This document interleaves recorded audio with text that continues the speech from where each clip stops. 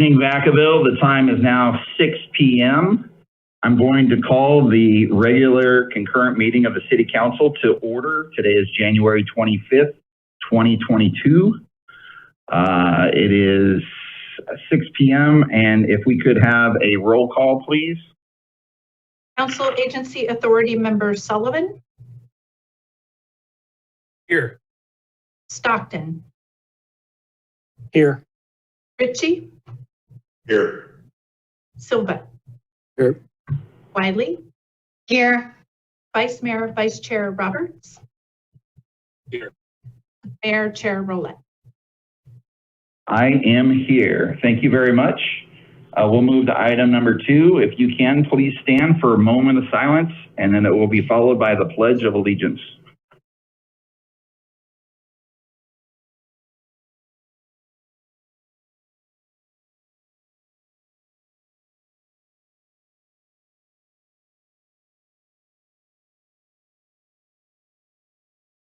I pledge allegiance to the flag of the United States of America and to the republic for which it stands, one nation, under God, indivisible, with liberty and justice for all. All right, Mr. City Manager, approval of the agenda. I know we have some changes. Yes, thank you, Mr. Mayor.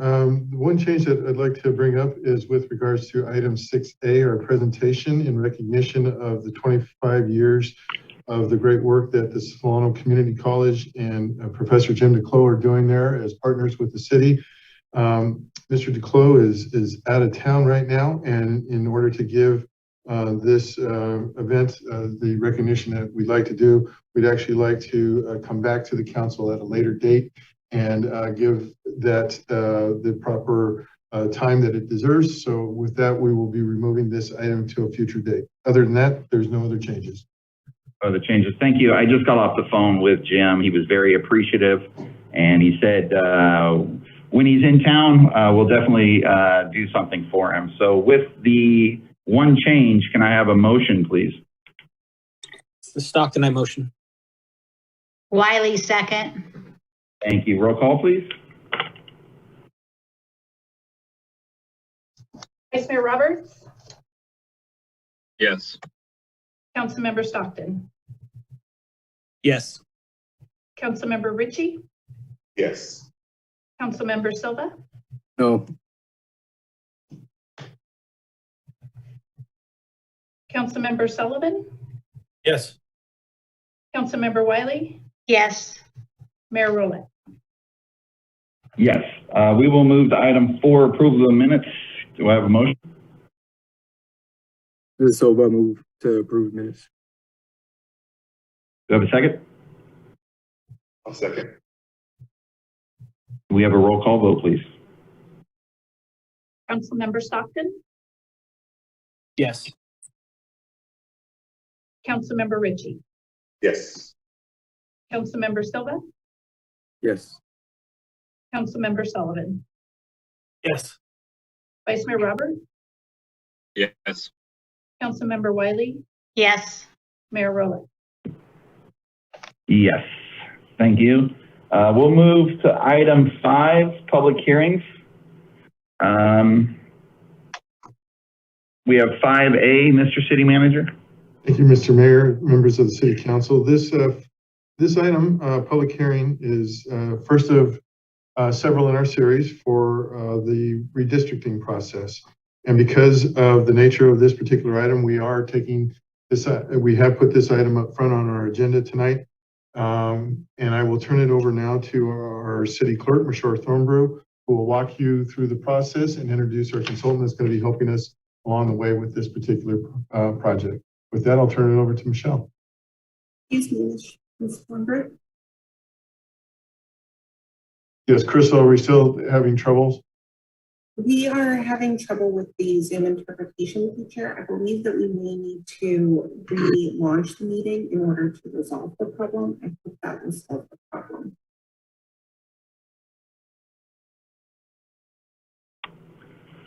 What do we need to do? So does that mean, Crystal, that we need to end and then restart it? Correct. In terms of the Zoom meeting? Okay. May And so I, I'm gonna adjourn the meeting, restart the Zoom, and then we'll be right back.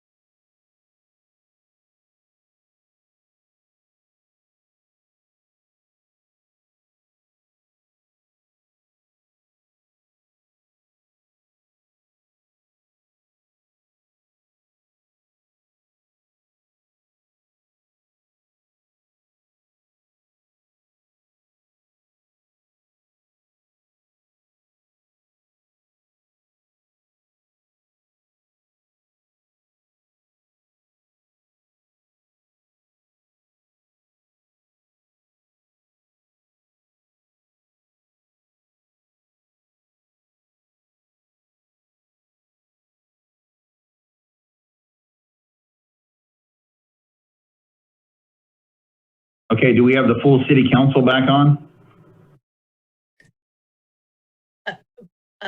Mayor, this is the city attorney. I would recommend doing another roll call.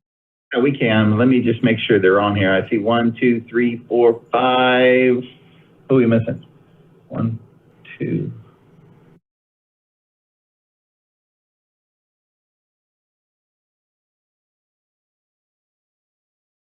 Okay, let's just, oh, that might be at the bottom. Okay, let's do roll call. Michelle, if you can.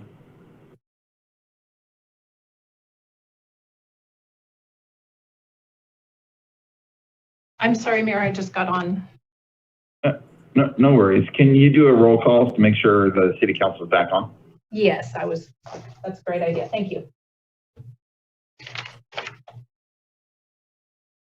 Vice Mayor Roberts, Here. Councilmember Sullivan, Yes, here. Councilmember Stockton, Here. Councilmember Ritchie, Here. Councilmember Silva, Here. Councilmember Wiley, Here. Mayor Roulette. I am here. So we started 5A, Mr. City Manager. I think we're jumping on. correct, I will just confirm with our technical staff. It appears that we're all set to go with the interpretation services. So with that, I'll turn it over to our city clerk. Thank you. So good evening. Yes, thank you. This public hearing tonight is being provided in Spanish, Tagalog, and ASL, as well as English. If you are listening in English, please leave your language translation selection as is or set it to off so you can hear the meeting in the full untranslated format. When we get to public comment, when we get to the public comment period, the moderator will ask each commenter as they are recognized to speak, whether there is a question or comment in English or in another language. If you would like to address the council in a language other than English, en otro idioma, please say no. We will continue to ask whether you wish to address the council in Spanish or Tagalog. Please say yes for the language you will use. This will allow our translators to mute themselves and prepare to provide a translation of your comment or question into English. If your question or comment is longer than one sentence, please stop after each sentence to allow the translator to provide a translation and then proceed with the next sentence. When you are done, we will say thank you before we proceed to the next speaker. If you have a question in ASL, please type it into the chat and the city clerk will read it aloud. If you have a question or comment and speak a language other than English, Spanish, Tagalog, or ASL, Please send your question or comment to cityclerk@cityofvacaville.com. With that, we can now proceed with our consultant, Joanna Jin from Best and Krieger is here to give you a presentation on the redistricting process, talk about the next steps and the tools and information we're going to be looking for from the public. Vamos a dar al público. Welcome, Joanna. Bienvenido, Joanna.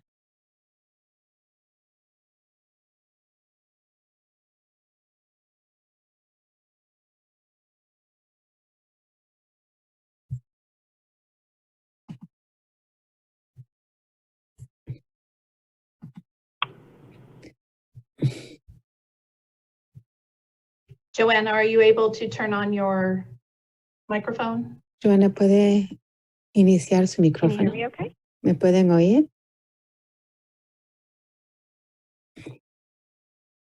Hi, Michelle, can you hear me?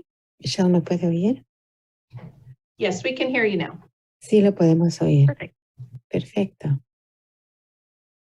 Good evening. My name is Joanna Buenas Chen with noches. Best Soy Best and Joanna Krieger. Chen con Best and Krieger. Tonight is the first of 4 required public Esta es la hearings primera noche de las primeras audiencias públicas in the redistricting process. en el proceso de reiniciar los límites. Every 10 years following the Cada census, 10 años después del censo, agencies that elect las their representatives agencias by que district eligen sus representantes por distrito are required to se redistrict. requieren hacer los límites de nuevo. We have been retained by the city La ciudad nos ha contratado to serve as your demographer and redistricting para consultant. ser la persona que va a hacer los límites de nuevo. Next slide, please. La siguiente pantalla.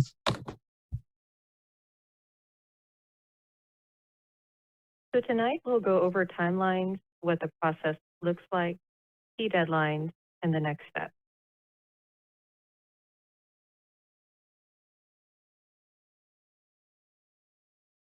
I will be here with you throughout this process, and I will be presenting at the subsequent public hearings as well. And when we present maps, we can also provide insight regarding compliance with the California Voting Rights Act. Next slide, please.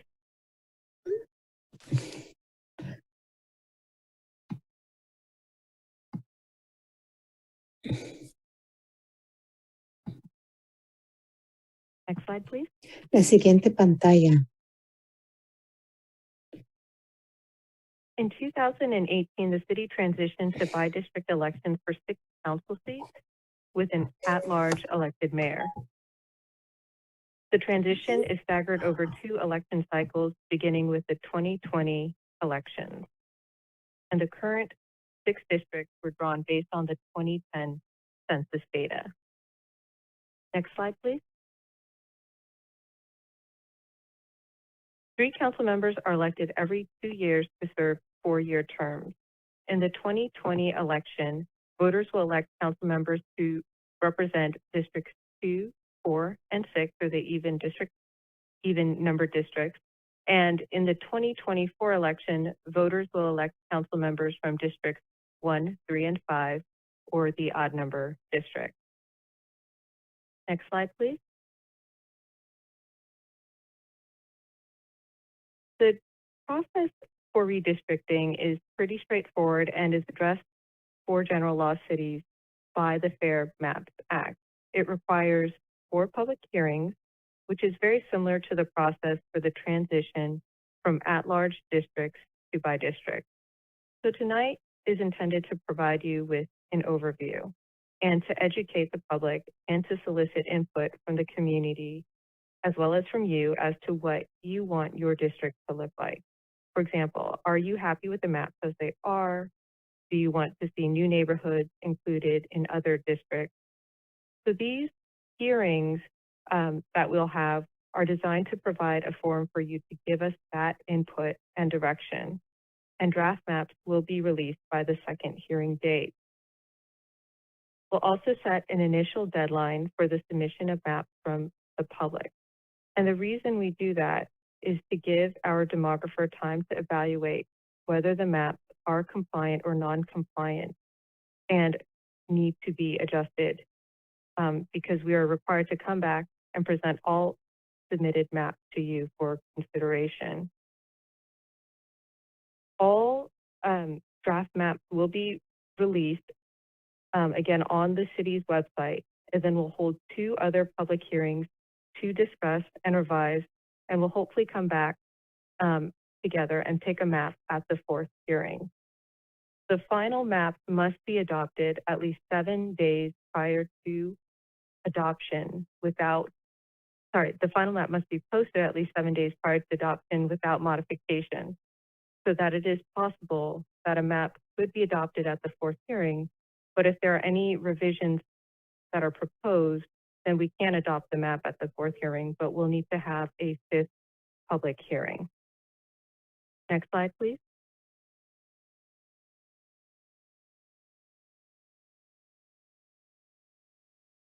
So for redistricting, you are governed by federal law.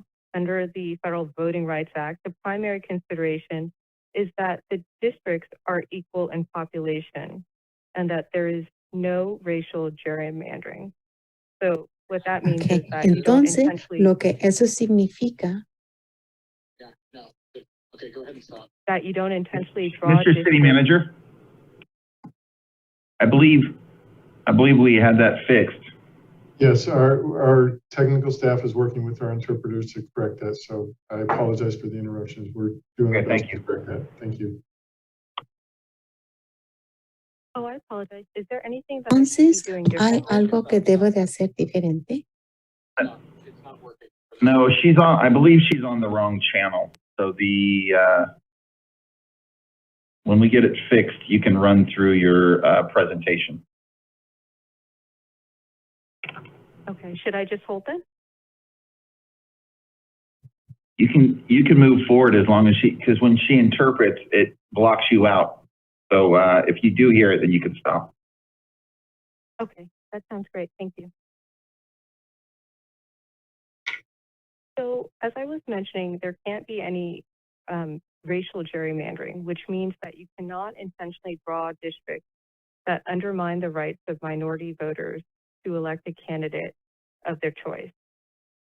In other words, you can't dilute minority vote intentionally or intentionally tax the minorities in a district when they would have otherwise been better represented if they were spread out across the district. So going over to the middle column, in California, we have the Fair Maps Act, which governs how the maps are drawn. Districts have to be geographically contiguous. In other words, districts that only touch on opposing corners are not considered to be contiguous. I apologize, it appears as if some of the bullet points have not appeared, but the first one deals with that provision. In addition, neighborhoods also need to stay together when they are drawn. And also districts will generally have landmarks, major roadways, big streets that are drawn together. And you also don't want to have weird shapes when you are drawing these maps. So again, you want to have them compact.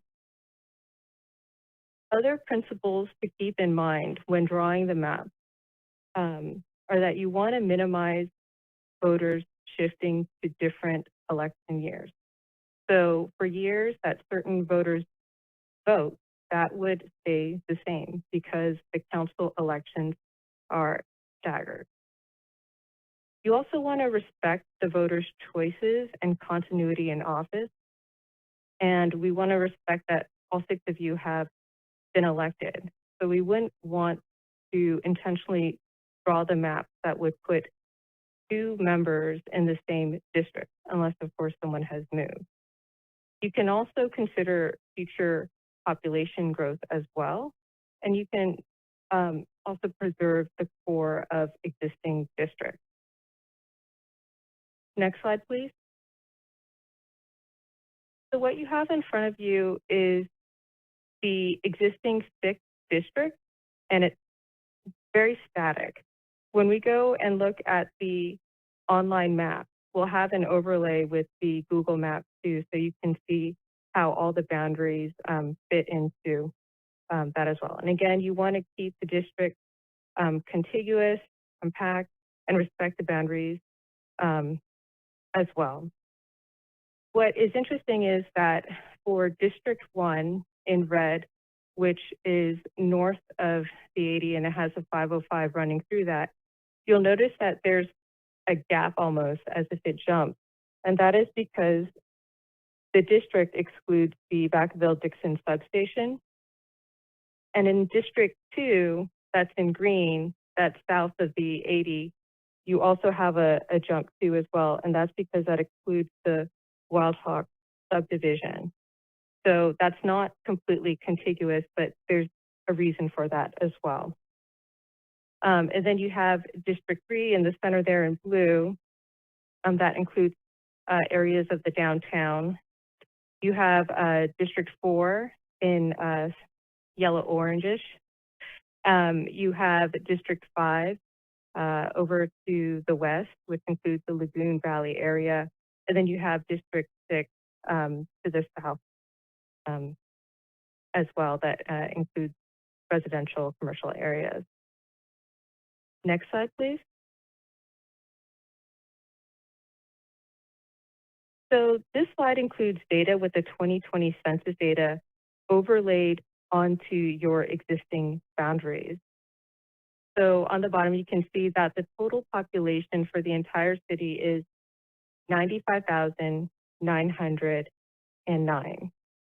So the ideal population for each district, assuming that the equal population rule applies, is going to be that number divided by the 6 districts, or 15,984. I'm going to just pause. I noticed that the presentation has come down. Thank you, Crystal. Okay, so the ideal population is 15,984, and that number is at the bottom of the slide in the middle. And that's what you want to get to when you draw the numbers. What you have in the second column right now for each district is the current total population. And so, for example, I'm just going to take line 2 or District 2 as an example and walk you through what the numbers mean. The total population for District 2 is 15,949. The ideal population, as I noted, is 15,984. And so the difference between the existing total population and the ideal is going to be a raw deviation of 35. And if we divide that number by the total population in District 2, we will get a percentage deviation. And that is going to be 0.22%, which is essentially less than 1% and is pretty good. It's actually pretty amazing that it has come that close. So again, the percentage deviation is going to be percentage away from the ideal district population. And I will come back to that a little bit later. The other columns will just give you a little bit about information about the different demographics.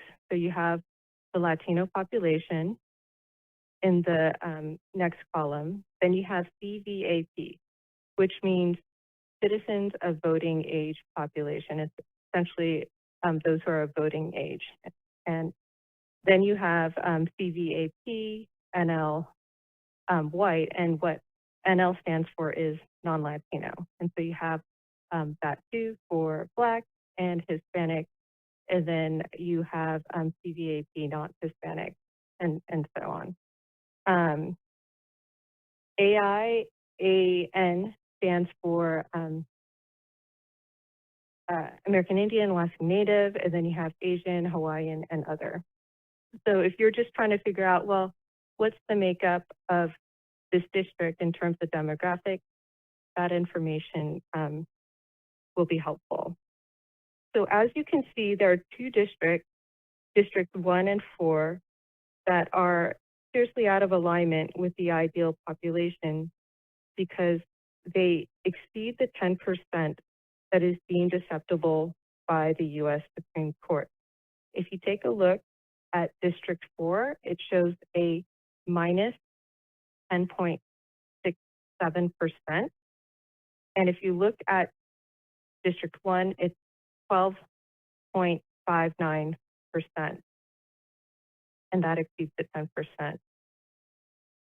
The total deviation, the number in red, the 23.26%, is the spread between the highest above mean district, which in this case here is District 1 at 12.59%, and the lowest below the mean district, which is District 4 at minus 10.67%.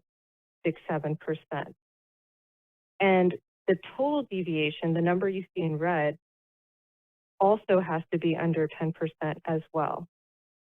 And the cities is 23.26% because that's the difference, again, between the highest at 12.59% and the lowest at minus 10.67%.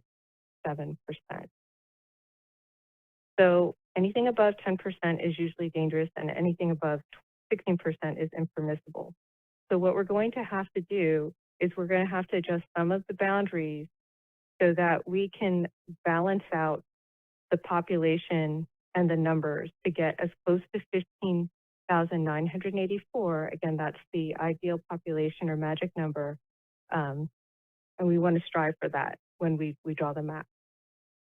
And in doing that, we are going to examine whether that's going to help or hinder the minority vote. If there's an opportunity to draw a majority minority district, there's an obligation to do so. And a majority minority district is one in which the majority of constituents in the district are of a racial or ethnic minority.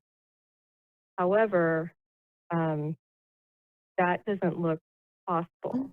And the reason is that if we were to look at one of the columns that I had mentioned earlier, which is the CVAP Hispanic, and those numbers, that is actually going to be the highest for of any minority group. But that is significantly less and doesn't even approach a majority of a district for of any of the 6 districts. If you compare that to the total CVAP population in the district, you can see that it's pretty minor. The only possible way perhaps to get to a majority is if you aggregate all of the CVAP Hispanic into one district. So it may not be possible to achieve a minority majority district. Next slide, please.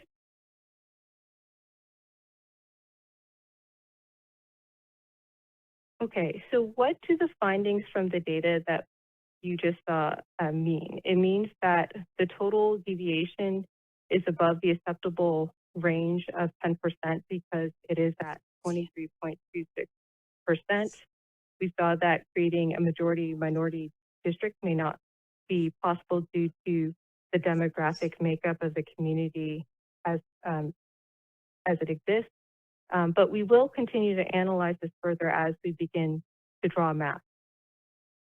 And also, the districts have to be adjusted for population balance, especially District 1 and 4. Next slide, please. So what are the key considerations that you want to keep in mind when you're drawing the map? You want to keep in mind equal population, one person, one vote, and spreading the population, making sure that they're equal as possible, and getting to the ideal population will achieve that. You also want to try and provide a racial minority voice if you can. You want to make sure that the boundaries of the district that are contiguous, and you also want to apply objective measurements too as well. Next slide, please.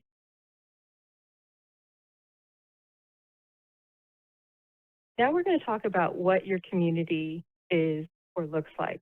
There's a legal definition in the Voting Rights Act for communities of interest. They are geographic areas with shared issues or characteristics, and they can be shared social or economic interests, and some of those are also impacted by city policies as well.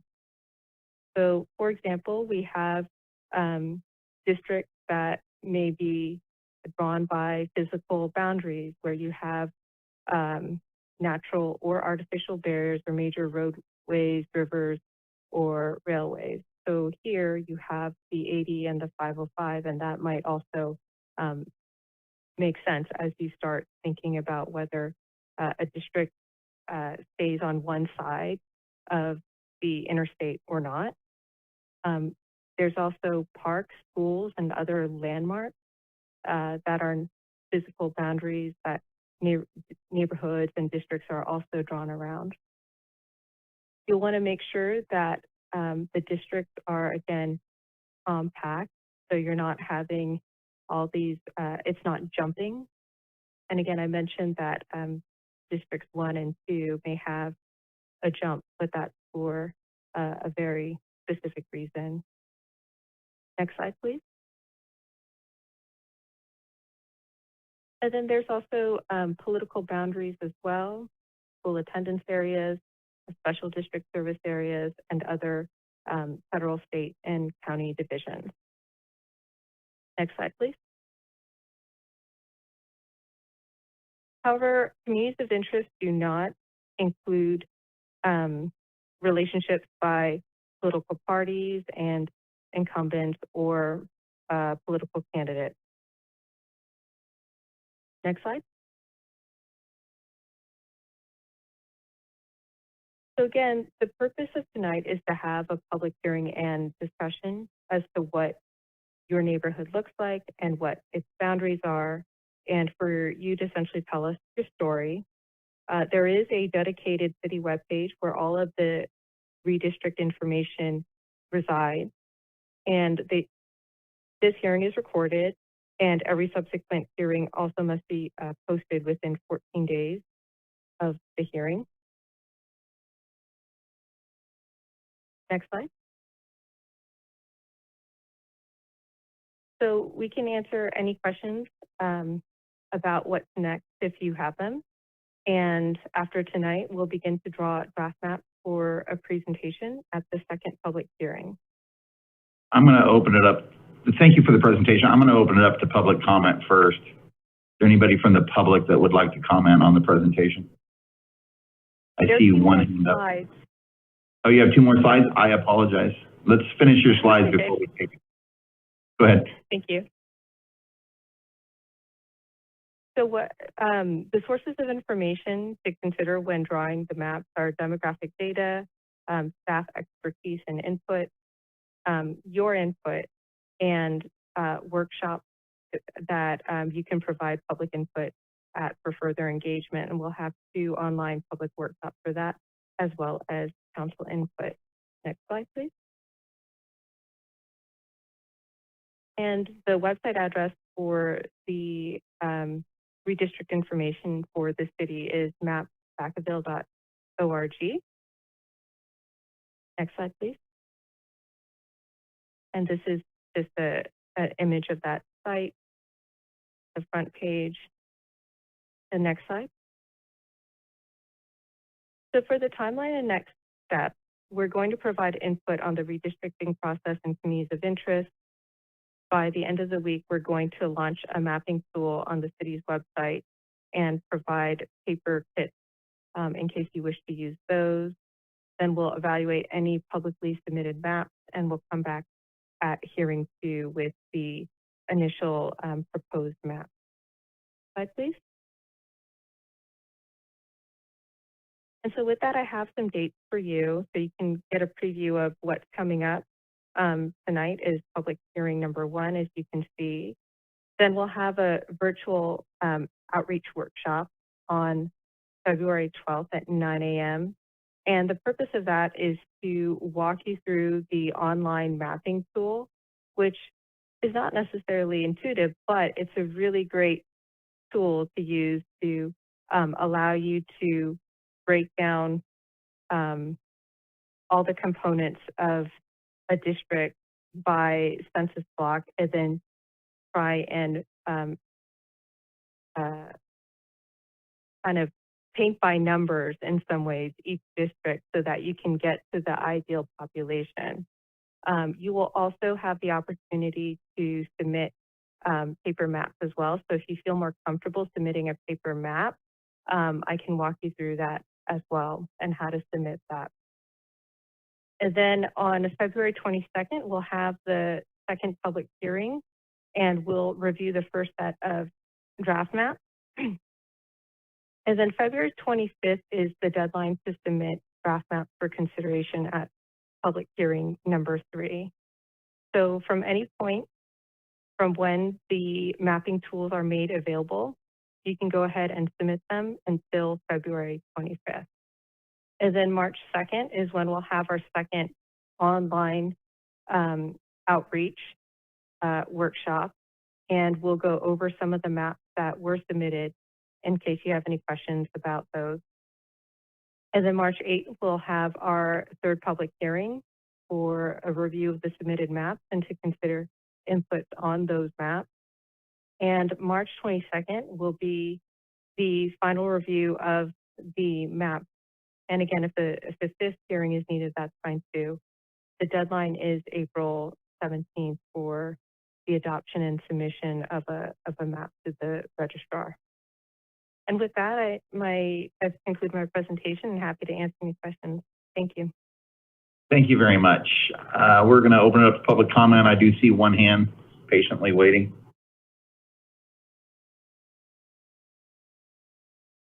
Yeah, hi, good evening to everybody. She answered my questions when she continued on with her presentation, so I'm good. Oh, fantastic. Well, thank you for calling in.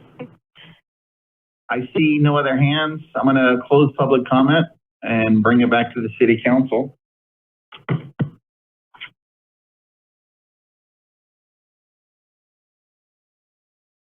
I'm sorry, I'm scrolling all the way down. So I do see Councilmember Sullivan. Thank you, Mayor. I appreciate it. I don't have a ton of comments tonight. Are you looking for initial feedback from us tonight, or are you just kind of mapping out the process and we'll provide that later, or kind of what are you asking for from council this evening? If council has initial feedback, that would be welcome too. A couple just quick pieces of feedback. Can you pull the map up really quick?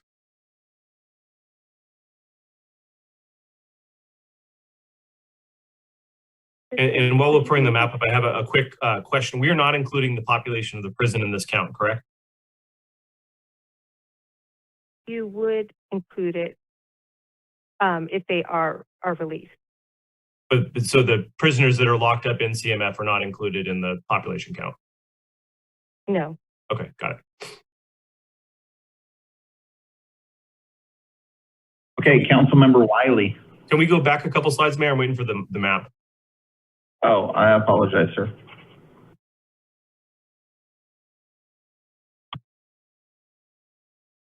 So my quick big feedback is that I think that 80 makes a good delineating mark. There is a very clear difference between 95688 and 95687 in a variety of ways. And so, you know, I think that does make good sense to use as a divider. You know, I don't know how council feels about having 3 on one side, 3 on the other, if that would even work. But I do think that sort of makes sense. There's a little tail in District 1 that bleeds into the west side of the map in District 5.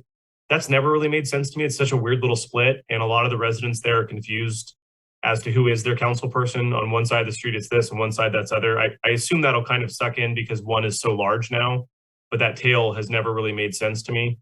I think the second piece that I like is that our communities are ultra connected by their schools. So it's particularly the neighborhood elementary schools. So I think using the school district boundaries for the actual elementary schools to be sort of incorporated in districts makes a lot of sense. It's just a great connection point, and a lot of the families sort of gravitate towards that school site.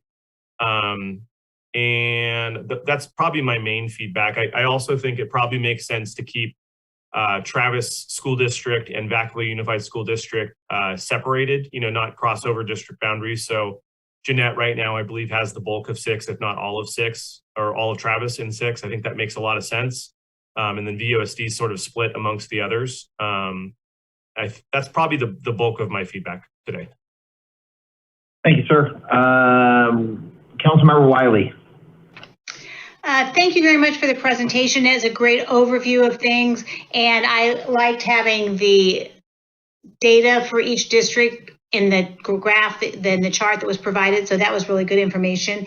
And I am glad also that we can take into account future building, because all the Roberts Ranch and Brighton Landing and all that's being built there in District 2 and quite a bit that's down in District 6, I think that has to be considered when we're looking at this as well.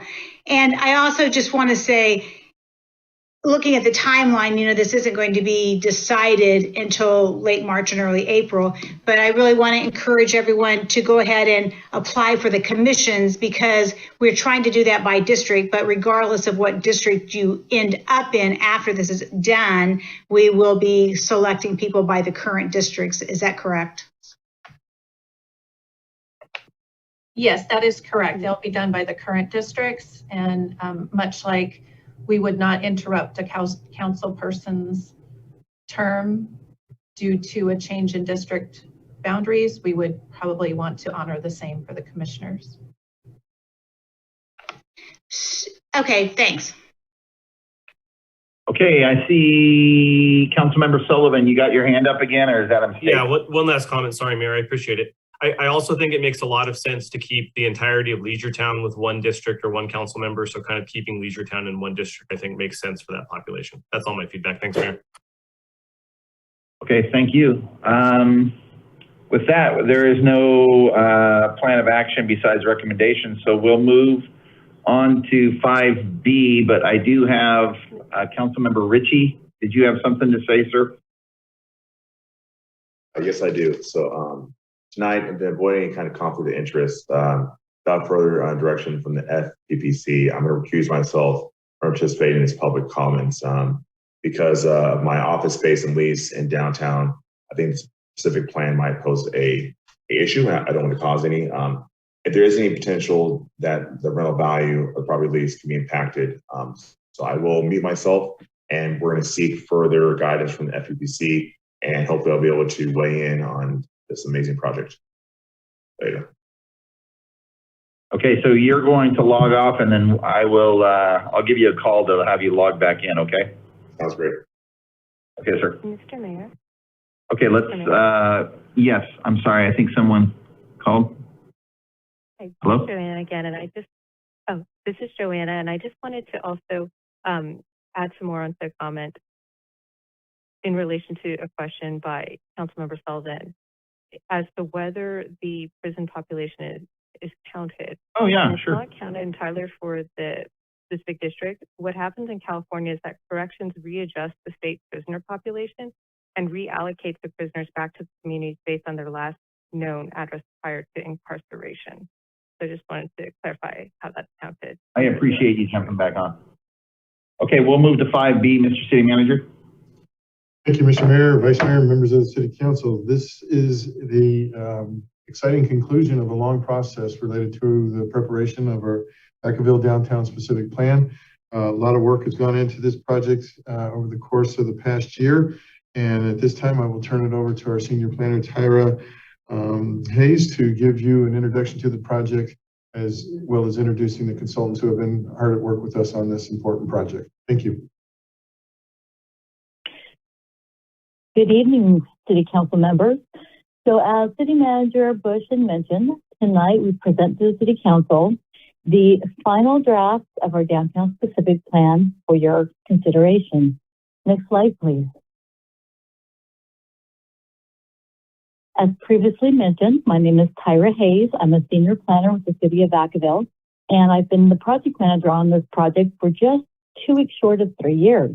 But this wasn't something I could do alone, so I want to spend a moment just to introduce the vast team we have working on this project.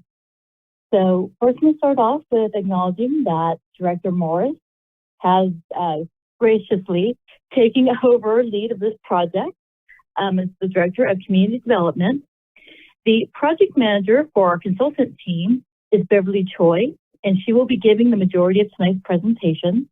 Along with Beverly, we have Dan Dameron and Evan Wasserman. We also have Christina Irwin, and last but not least, we will either have Aaron McSwain or Matt Cota with us, and they are a sub-consultant working for the Bay Area Urban Economics team. Next slide, please.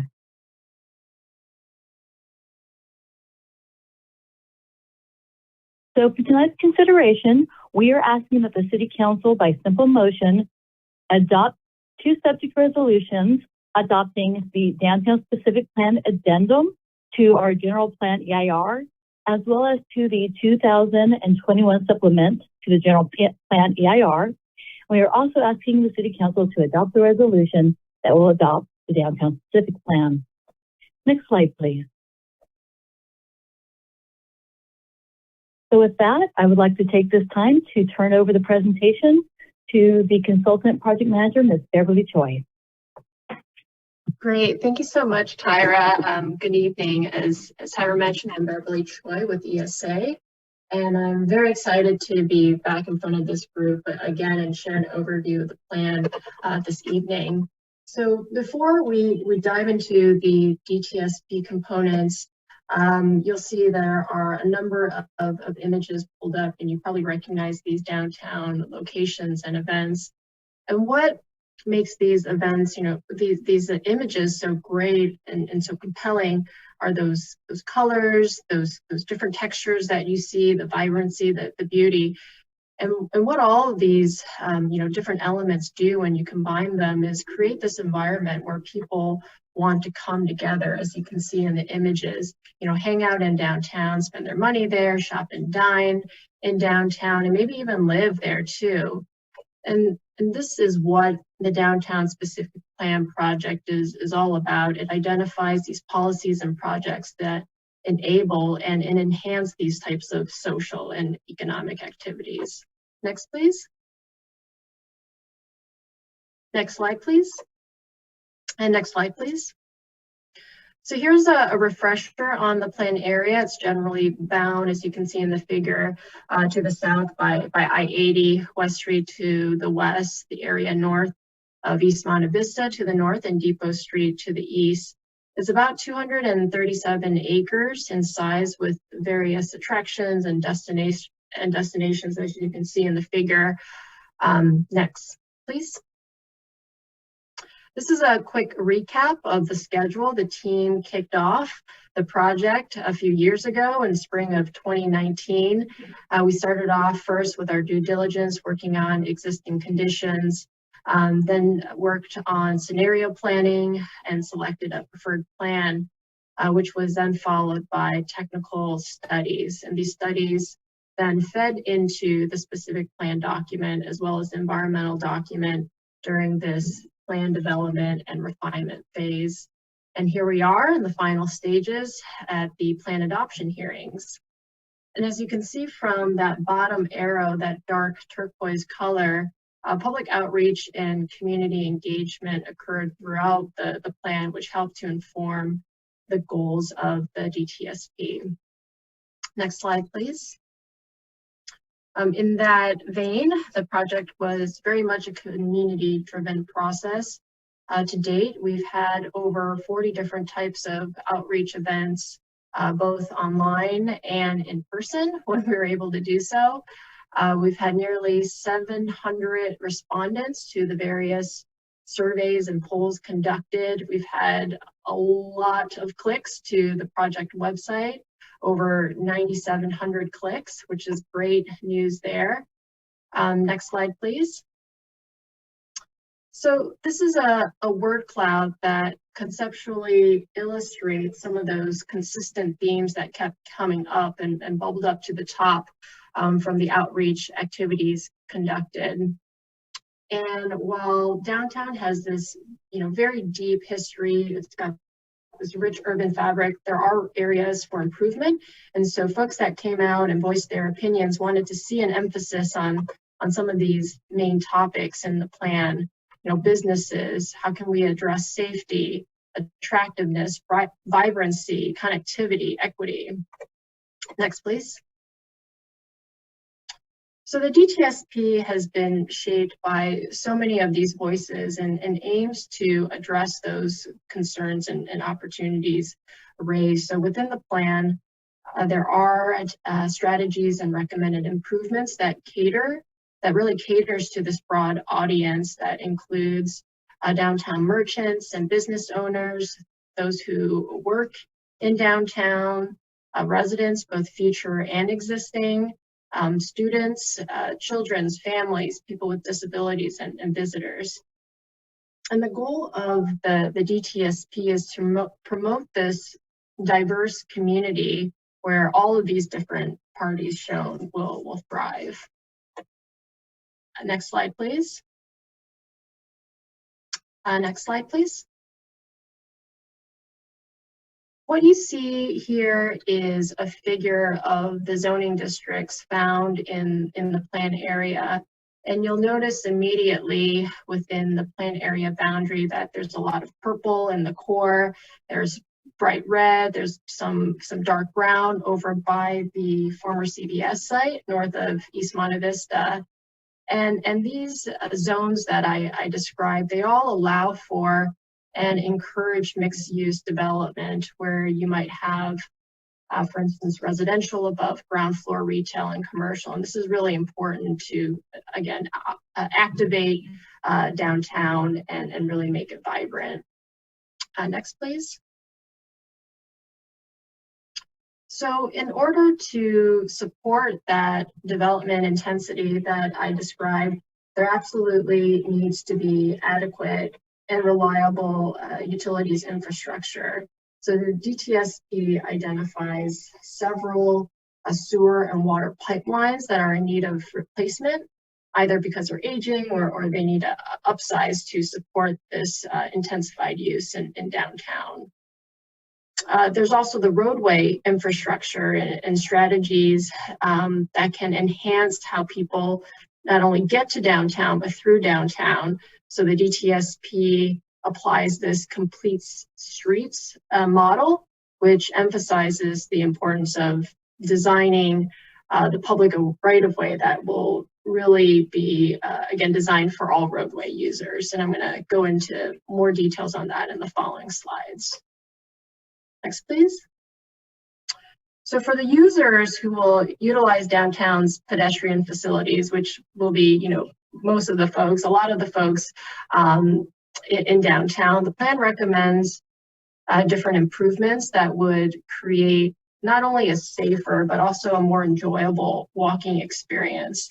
And so this includes filling sidewalk gaps, improving crosswalks, and applying special paving in some key intersections in downtown, installing curb ramps, and in general, that last bullet, providing accessibility improvements throughout downtown that are ADA compliant. Next slide, please. So there are a number of existing bike facilities in the planned area, as you can see in the figure, those solid green lines. And these are mostly located on the planned area outskirts. And many of these facilities don't connect you through downtown, unfortunately. So the DTSP recommends that this complete streets master plan be prepared, which will further study and design the location of these bike facilities, which would better connect this system. Next slide, please. Here are some renderings of complete streets for Davis, Mason, and Dobbins, with the before images on the left and the conceptual illustrations of the after on the right. And you'll notice now there are class 2 bike lanes, there's a landscape roadway median, and street trees. And all of these elements will enhance the user experience for not only those walking, biking, but those driving as well. Next, please. And speaking of those drivers, folks will do that. And a detailed parking strategy report was prepared as part of the DTSP project. And in that strategy report, it identified ways to enhance the parking experience in downtown, how to make it safer, and looking at ways to, incorporate lighting or security cameras. How do we make it look nicer? Implement shade trees, vegetation, art to create visual interest. Something that we heard was also, how can we make it easier to park in downtown? And so that could be done through a few different strategies, including signage, wayfinding, and maybe through the use of parking apps. There's an opportunity to look at modifying parking time limits in certain lots to better complement the adjacent uses, as well as lastly, different parking policy recommendations. Next slide, please. So now let's take a look really quickly at some placemaking strategies. And these strategies aim to beautify and activate the space. These strategies, as you can see from the images, they add color, they add texture, and overall help to make an environment, look nice and feel nice. And so these strategies can include landscaping, lighting, and that it adds to the ambiance, as well as enhances visibility, which is really important for safety. The colors that you might get from different art installations, textures from street furnishings, signage, wayfinding. And there are also a variety of business assistance programs the plan considers that would help merchants and business owners activate their stores to make it more engaging. And the details of these different projects would be further vetted and detailed within master plans, which would be developed and separate from this DTSP process. Next slide, please. Located where Merchant Street terminates into Main Street is the town square, very recognizable place, and the rendering illustrates some conceptual opportunities to enhance this destination by, as you can see in the figures, expanding the plaza. There could be opportunities to install different artistic features and special paving. It might be possible to introduce more buildings as shown in the yellow polygons in the left side figure that would create space for new buildings to support businesses and residential development. And this would all, further that notion that the town square is this nucleus, this heart of downtown where there's this critical mass of different uses. Next slide, please. Create housing diversity. Housing is going to be key to the success of a robust community. And the DTSP encourages housing development and has identified 4 residential prototypes, including those that you see here on this slide. The different prototypes include multiplexes, townhomes, row homes, apartment, condo buildings, and mixed-use development. And right now, single-family homes dominate the planned area, and these prototypes would really help to fill that missing middle and provide a greater variety of housing choices in downtown, which is important. Next slide, please. This figure illustrates the locations of the different prototypes. If the proposed project is within one, the corresponding prototype location shown here in the figure, and 2 is found to be consistent with the required findings, the project would qualify for streamlined development review and other incentives, again, which will really help to see the desired uses in downtown. If a project is not within the prototype location or does not meet the required prototype findings, it would go through the city's regular design review process. And the intent of the prototypes is really to, again, expedite the desired development in downtown and provide greater assurance to project proponents so they know what to anticipate regarding the city's expectations and processes. Next slide, please. Next slide. There are nearly 70 improvement projects categorized into these families. And the reason for this categorization is to not only streamline implementation, but also to align these projects for potential funding sources for these like projects. A list of implementing actions would also help to facilitate project execution and also continue to evaluate the needs of downtown as it evolves and grows over time. Next slide, please. So more on implementation, a number of near-term projects have been identified that will focus on addressing existing issues. Here is a sample list of some of those near-term projects, some of which we've touched on in the previous slides. It includes replacing the aging sewer and water lines, repairing damaged pavement in downtown alleys, making various improvements along the Ulysses Creek, making wayfinding improvements, lighting improvements as well, developing a murals program, and lastly, prioritizing Main Street placemaking strategies, again, that we discussed earlier. And you can find more details on these projects in Chapter 5 of the DTSP. All projects that are not identified as near-term projects are subject to further review and public input, which would occur as a separate process from the DTSP. And in general, all of these improvement projects are intended to improve the functionality, the aesthetics, the economics, the safety of downtown, which would help to really drive the success of downtown. And with that, I'm going to turn things back over to Tyra. Thank you. Thank you so very much, Bev. May I have the next slide, please?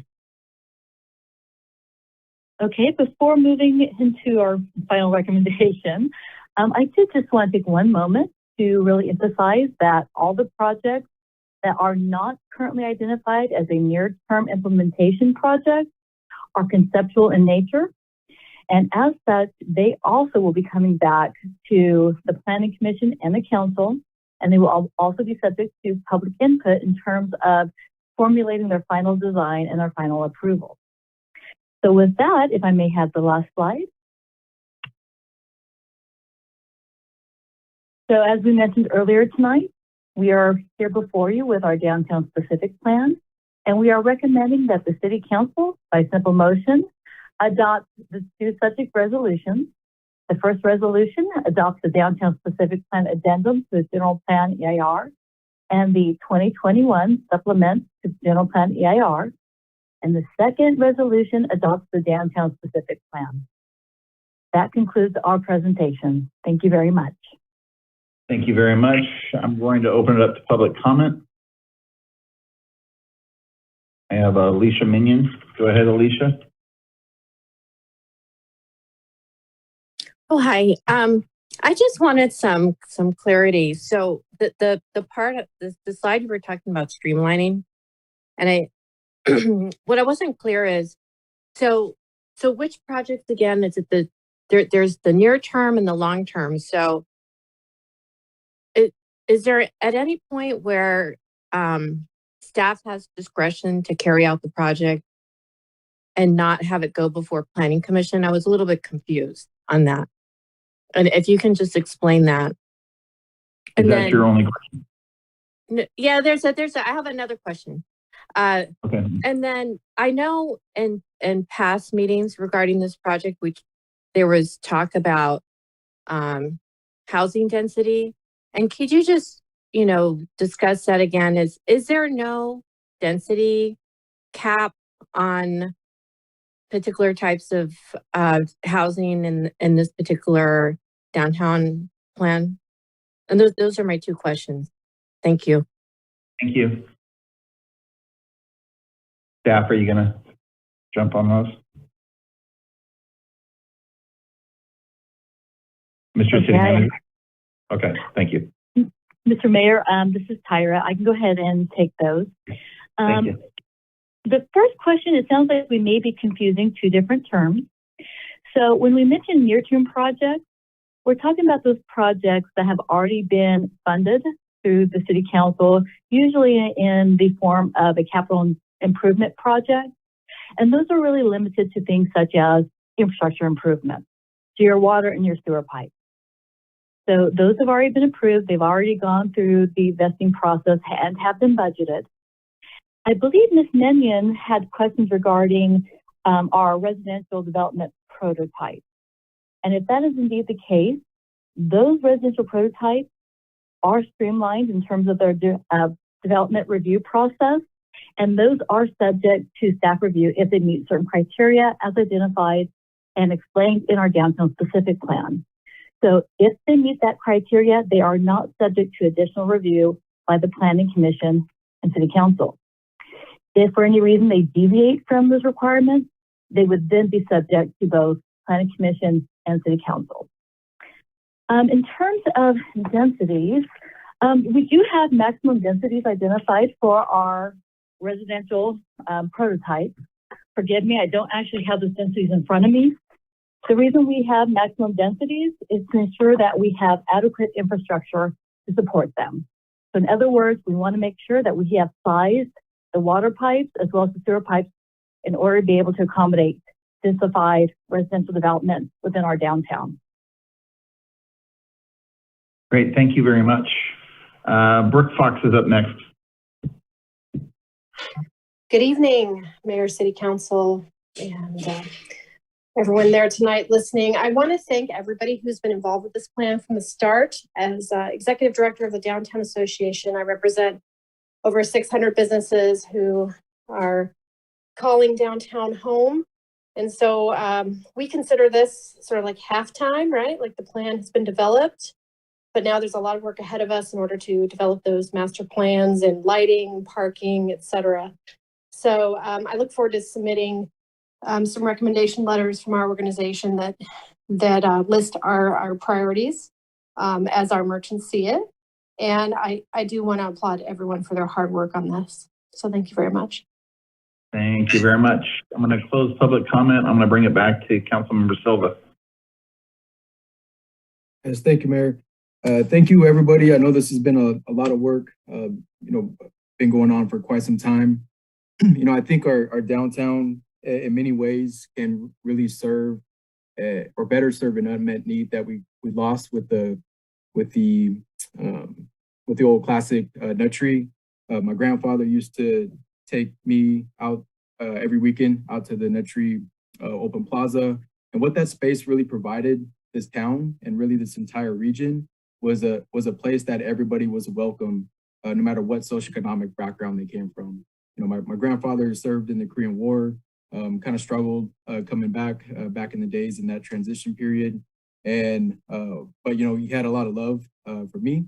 And, I can still remember to these days being able to climb on the horse rockers and the tall giraffes, and every once in a while being able to get some ice cream. So in reality, while we may have lost that element of that tree and that nostalgia that it was associated with a lot of us who grew up here and a lot of those who stopped here along that pathway, while that may be gone, I know there's another way to be able to continue to try and capture that. And I see our downtown being that public amenity that not only helps our ability to serve, to bring in different businesses for them to pursue their American dream, but also allows the community to go somewhere and enjoy a lot of the different diverse community events that we've been celebrating while still being able to enjoy that quality of life. So with this particular specific plan, I really look forward to working along with my fellow colleagues here on council, staff, and our entire community on actually feeding off of what Brooke mentioned, is a plan to actually implement this. And for me personally, I think there's certain things that I would love for us to prioritize in addition to what we've already supported in developing downtown, and that would include lighting. The downtown, one of the things, if we truly want to make it something that's family friendly, it has to be more inviting, even more than what it has been or is. And I think lighting is a key fundamental piece to that. In addition to that, providing different signage would also be something that would assist in that. Another thing that I think is really important for the public to really understand is that, having that a certain element of that downtown charm is something that allows us to not just strengthen our ability to recruit and retain businesses, but again, there's also something that helps come back and feedback to our overall quality of life. And so I also look at how we can also work into this plan of how to create a more welcoming or more accessible people who venture our park, to allow them to actually access the downtown merchants and different ways that we can go about implementing different plans to make, again, downtown even more so welcoming to our families. So that's my comments. Again, thank you, everybody. And again, I look forward to supporting and engaging our community on how to implement these additional suggestions. Thank you. Thank you, Councilmember Stockton. Yes, thank you, Mayor. And I wanted to thank Ms. Minion for her comments. I certainly want to see downtown shine. I want to see it be a family-friendly, business-friendly location where everyone feels welcome, and it's kind of the hub of our community where people can gather and celebrate things together and make memories with their children and their families. What concerns me is this streamlined process. I've had a lot of business owners and folks that work in the downtown contact me regarding a variety of different issues since I've been on council. And not everybody feels the same about parking, and not everybody feels the same about some of the different projects and stuff there. And so my concern is I don't want to take away their opportunities to address council or planning commission on their concerns related to some of these projects that I could foresee being streamlined, because there are a lot of folks that have invested their livelihood into their businesses down there.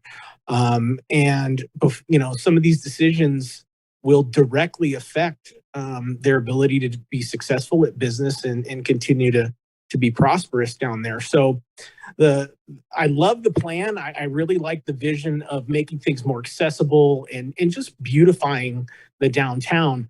But I am not a fan of trying to streamline something to make it easier.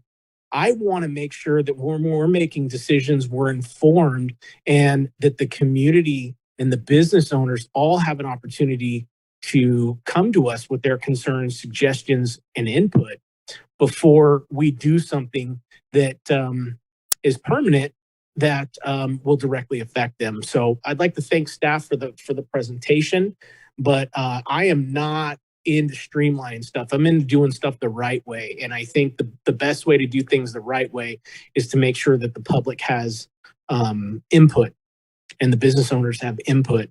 So those are my thoughts. Thank you.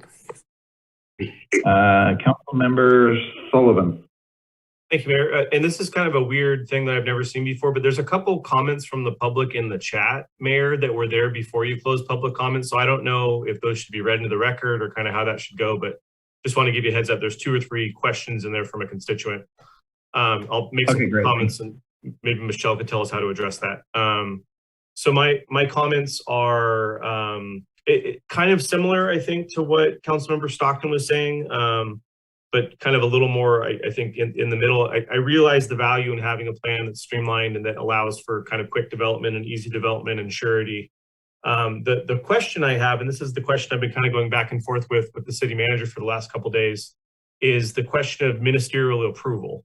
And so from what I understand, if we sort of approve a type of plan with ministerial approval in the plan, it sort of cookie cutters the ability to sort of put things downtown with limited feedback from the council or planning commission, or they just kind of go. And an example that I'll share is the Taco Bell on Merchant Street.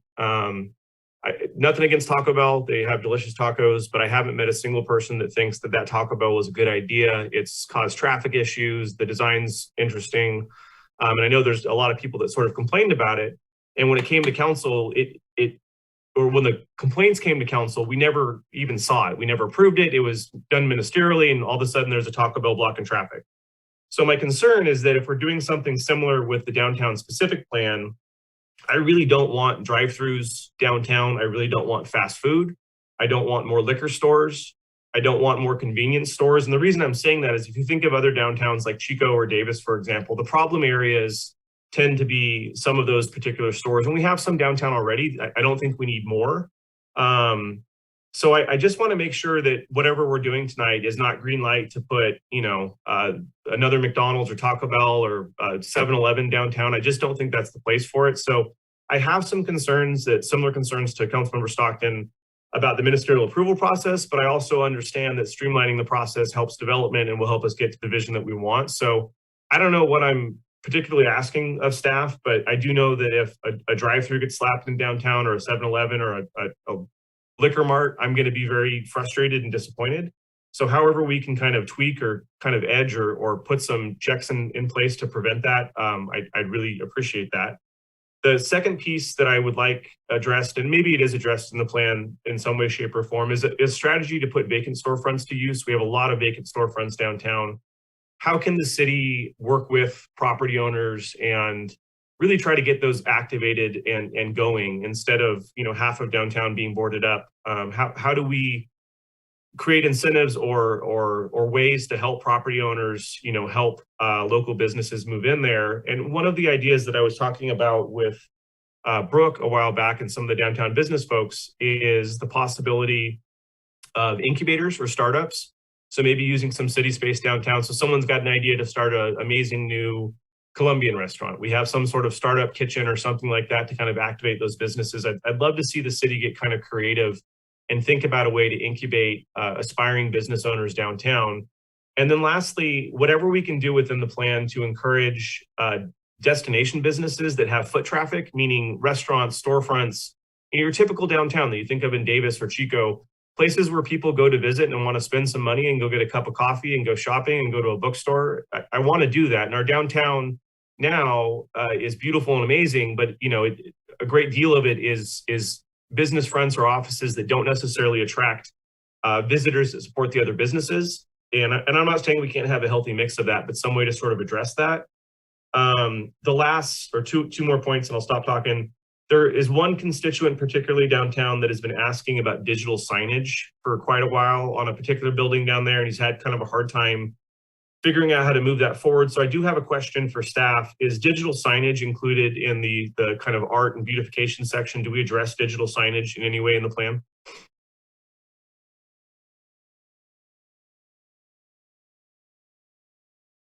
Tyra, do you know if that's in there?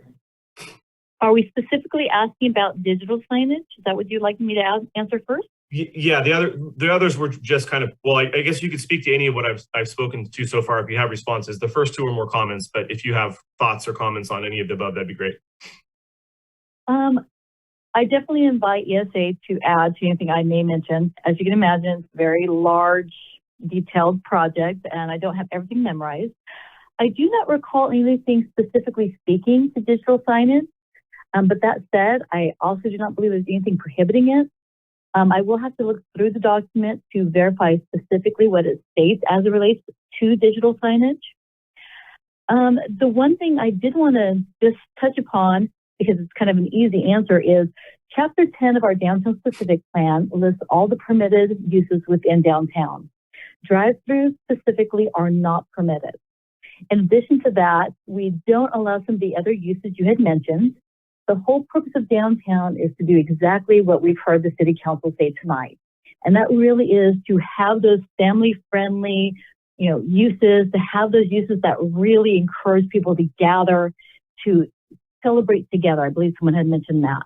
So we really are focusing on uses including restaurants, coffee houses, tasting rooms, things of that nature. We're also looking for specialty retail.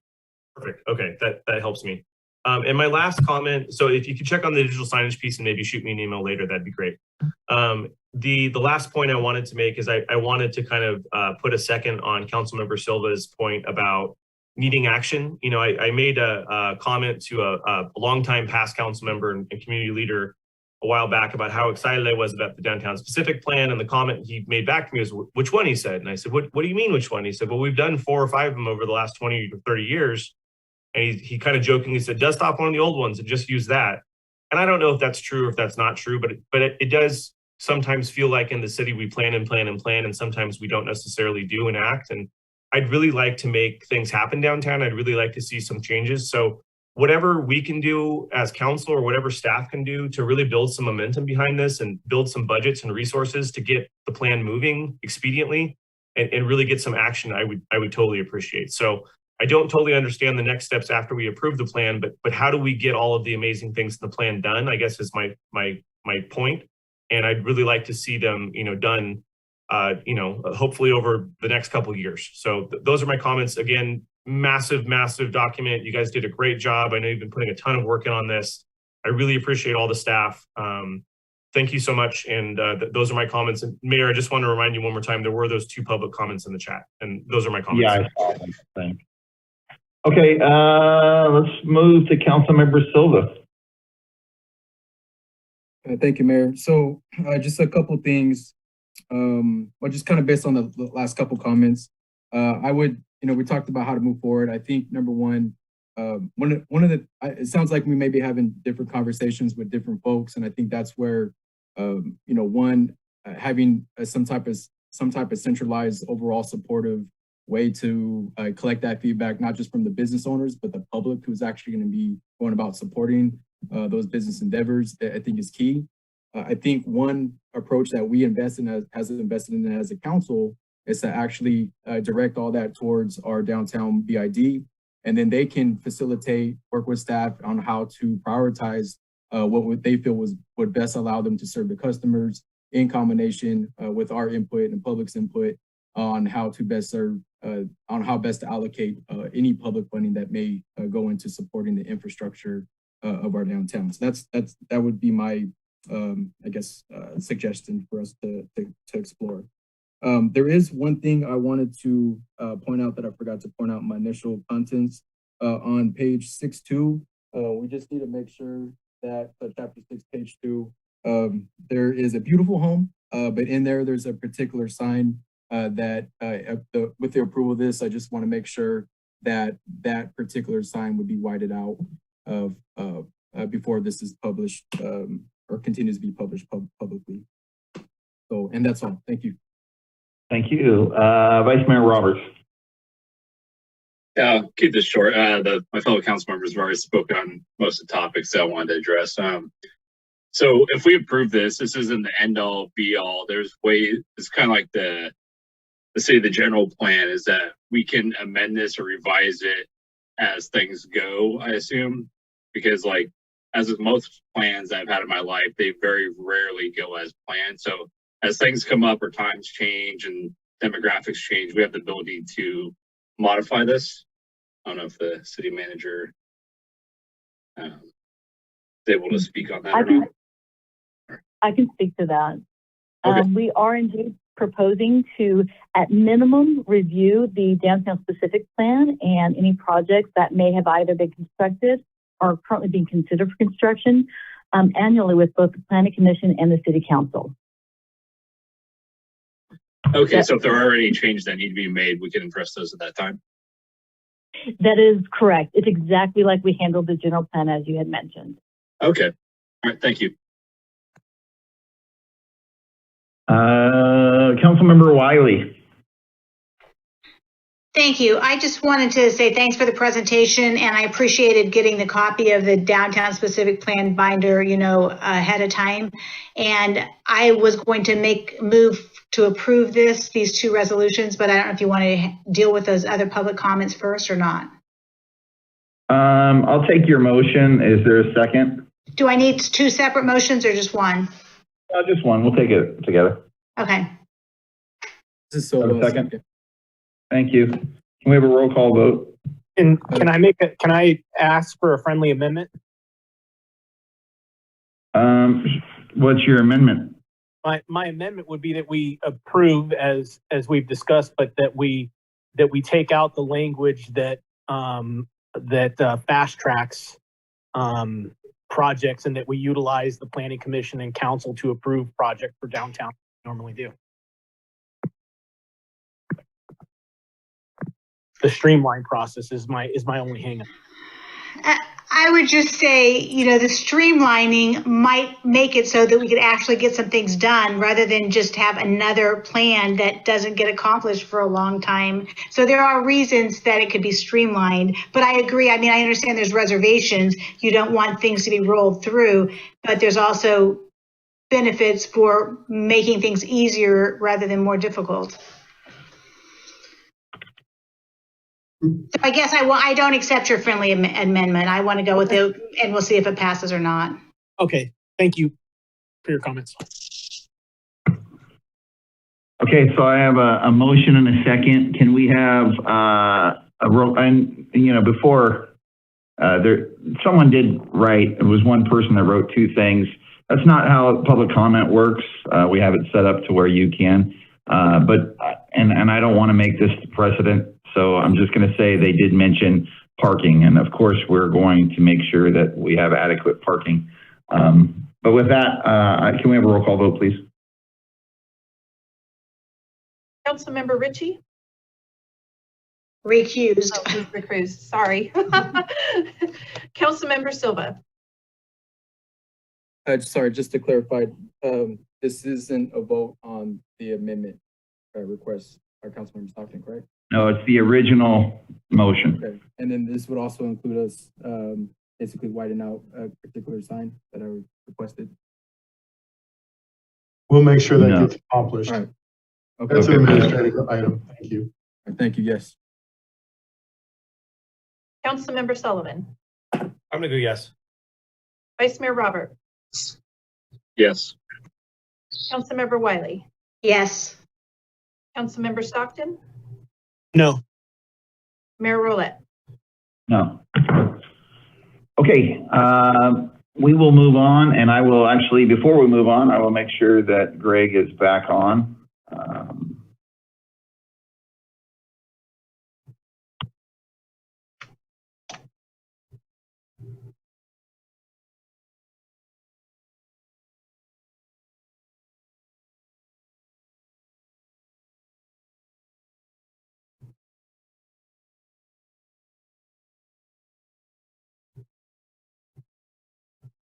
Okay, I got a hold of him and he's supposed to be back on.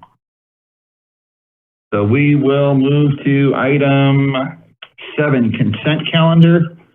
Anyone from the city council that wants to pull any item off consent calendar? Gotta scroll all the way back up, sorry. I see none. Anybody from the public that wants to pull anything off the consent calendar? I see none. I'll close public comment, entertain motion for consent. All motion. Thank you. Silva, second. Thank you. Roll call vote, please. Councilmember Sullivan? Yes. Vice Mayor Robert? Yes. Councilmember Wiley? Yes. Councilmember Stockton? Yes. Councilmember Ritchie? Yes. Councilmember Silva? Yes. Mayor Roulette? Yes, thank you. Item 8, business from the floor. This is time to address the council with issues that are not on this agenda, but are within the council's subject matter jurisdiction. I see no hands up, so I will close public comments and we will move to 9A. Chief, are you there tonight? I am here tonight. Good evening, Mayor, Fantastic. Vice Mayor, and council members. I'm going to try to make this brief. Next slide, please, Crystal. Thank you. Update on COVID-19. Latest numbers from California. We're almost 7.5 million cases with an increase of about 1.4 million from the last time the council met.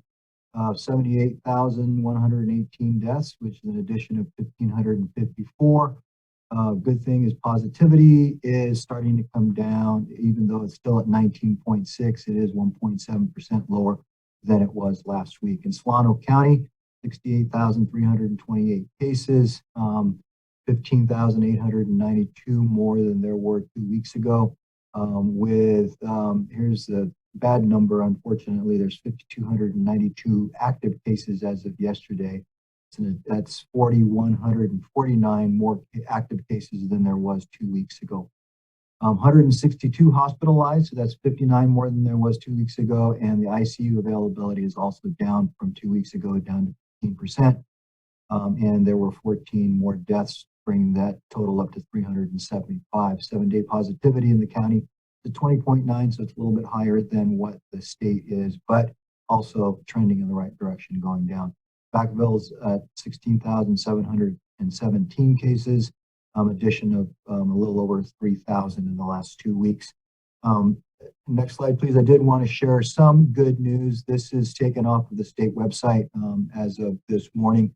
You can see the COVID cases per day, cases per 100,000. The dark line is Solano County, the lighter line is the state. You can see that spike. That spike was actually 2 weeks ago, and you can see how the average number of cases per day is dropping precipitously. So that is real good news, and we're hoping that that trend continues. Next slide, please, Crystal. Not much has changed here as far as the COVID status. We're still in an state of emergency. Omicron is definitely now the dominant variant that's in the United States. The state is still in the state of emergency. The indoor mask mandate, as we mentioned 2 weeks ago, was extended to February 15th. That is still the case. Probably going to be extended past that, but has not yet been. We are still according to the CDC, in the high tier.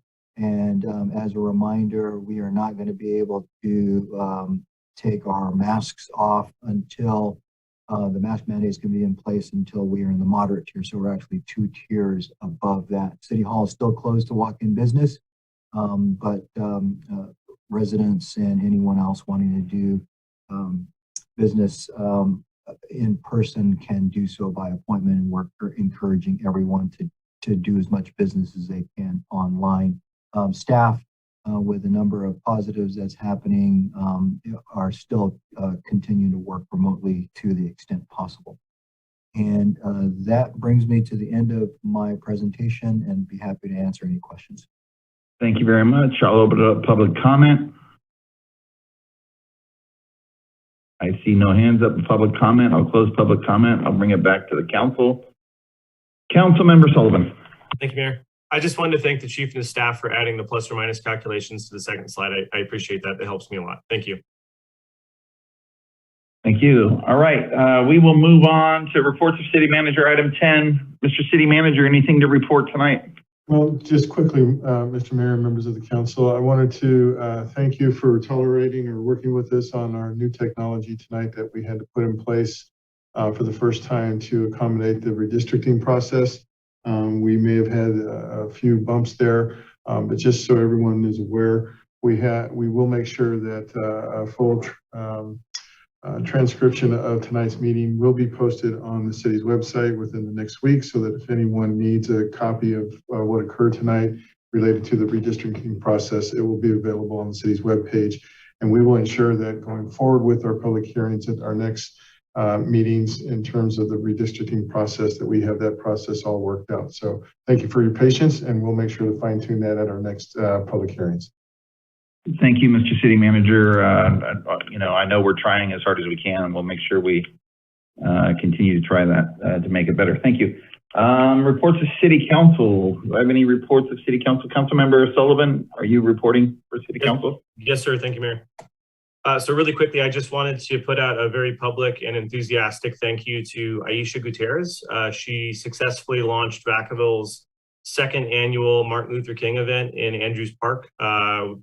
I don't remember if it was last week or the week before, but it was between the last council meeting and now. And it was a wonderful event, very well attended, very well covered, very COVID safe. And I really appreciate her as a citizen, as a Parks and Rec commissioner, and just as a human being for throwing the event. It was a beautiful day.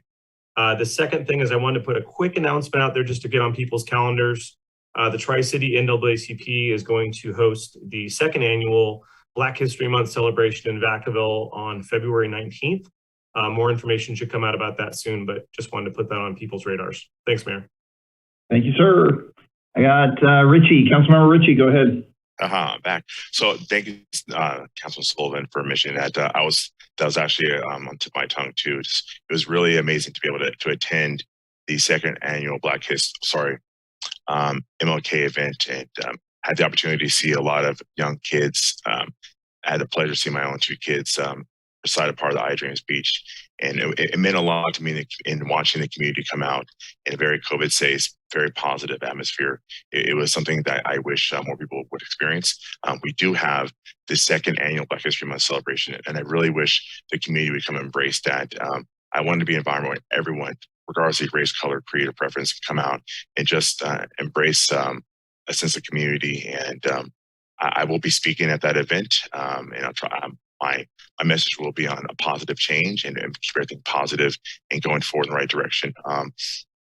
Another thing, I actually had an opportunity recently to connect with some other local officials. Kind of did a little more now than I thought I would, and I was kind of seeing what's working in their cities, what's not. I took a trip to Long Beach and other cities around, just asking around like what's going on, what's working, what are things we can do to kind of make our city better.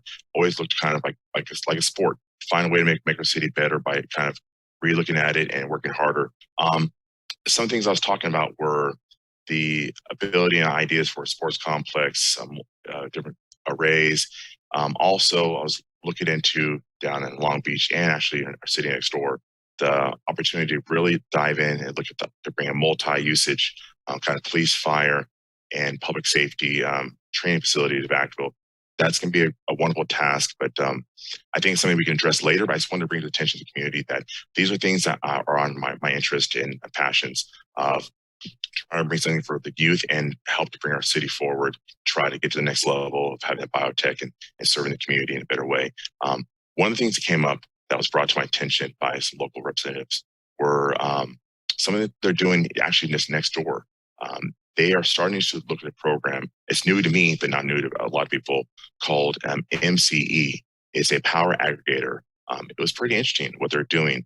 It gives local control to us. They have representatives from each district that will sit on the panel. It has the ability to provide renewable energy. It wouldn't take away PG&E. It's a joint power authority operation. It was really interesting how it works because they would just go out and source the energy as a renewable source. It would almost double the amount of renewables we're using in our community. Still gives delivery, maintenance, lines, and all the good stuff to PG&E, but we would see a reduction in our bills. And while we're doing that, it's the step we need to go in the right direction to help our community in California find ways to lower greenhouse gases and make renewables stronger. I'm just trying to find ways to make our community stronger, better, and push to the next level. Bring facilities here, bring biotech here, and make sure that we can make a community we're proud to live in and sustainable for the future, and find ways to invest, make money, save money to make Vacaville kind of better than it is. So those are my long comments in regards to the community and trying to make the city better. Councilmember Wiley. I just wanted to make a quick comment that I attended an equity workshop on Monday night, and then we will have ours as City Council tomorrow night, which I think the public can watch but not really participate in. But we are moving forward as a City Council and as a city toward our equity and diversity and inclusion work. So I'm excited about that. And I also attended the Cal Cities workshop last week and also this week. So just working to do our best for Vacaville and move Vacaville forward. And I think the downtown plan that we approved tonight is a good idea in that regard. Thanks. All right, thank you. I don't see any other council member comments, so I'm going to wrap it up by saying that I did have the pleasure of meeting with the management team at Polaris Pharmaceuticals. And I'm happy to announce, and I'm sure people saw the press release, that Polaris has purchased the 15 acres off of Vacaville Parkway. They are going to build a biomanufacturing facility. As everyone probably remembers, about 2 years ago, the City Council launched a biotech initiative. And that's going to change, I believe, the way Vacaville is looked at for biotech. We are on the cutting edge. Not only has our team brought Polaris, but we also have a Genus, and we have multiple other people that are calling and we are meeting with, and we are going to be the hub of the biomanufacturing right here in Vacaville. And I can't be more proud of this team, our city manager, the vision you guys have. You make this city council look great. We're talking about investing millions and millions of dollars out there on the 505 corridor. I'm excited. I'm excited for the partnerships with our college. It's just going to be it's beyond words what's happening. And I know a lot of people haven't seen it or heard it, but it's coming, and it's coming fast. And we're going to have multiple biotech manufacturing companies building large manufacturing buildings out there on our 505 and possibly other places as we lock up these folks. So I want to welcome Polaris. I know they've been here, but with the new building that they'll be building, I'm very excited. I know Genentech will have lots more people coming out here, and you know, it's a lot of information to come, but I'm excited. We're going to see some great things for Vacaville, and I'm glad to be a part of the city council while that happens. And Mr. City Manager and your team, Don Burris, fantastic. He's a mover and shaker. I just shout out to all your folks. I know it takes everyone to make sure these things happen. And as you can tell, I'm very excited. And I don't think very many people are on tonight. However, it's going to continue to be in the press. And as more people come in, it's going to drive more people that want to be here. So great things. Thank you very much to the whole team. And moving on to the closed session, we are going to have nothing to report. So good night, Vacaville. Thank you very much.